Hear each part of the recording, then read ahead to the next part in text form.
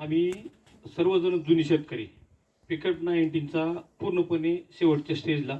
आता साहेबांचं मत आहे की पिकअप 19चा flowering house with B speed 100 चालतंय त्यांचं.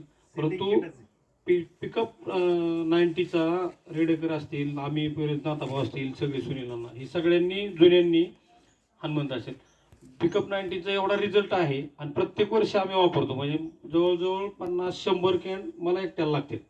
तर पिकअप 90 शेवटीच्या काळात साईज शायनिंगला यांचं भरपूर आहे.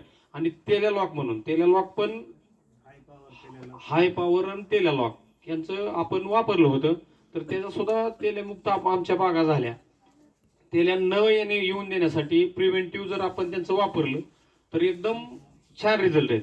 दुसरी गोष्ट अशी की आता नवीन इतका खूप स्पीडमध्ये आमचा शेतकरी आहे, त्यामुळं तुम्ही अधूनमधून जर चक्कर किंवा व्याख्यान किंवा आता तुमच्या यूट्यूबच्या माध्यमातून चालूच आहे, परंतु तुम्ही आलात आणि मोलाचं मार्गदर्शन केलं त्याबद्दल सर्व बाबुळगाव वासीय डाळिंब शेतकऱ्यांच्या वतीनं मी तुमचं पुनश्च एकदा आभार मानतो.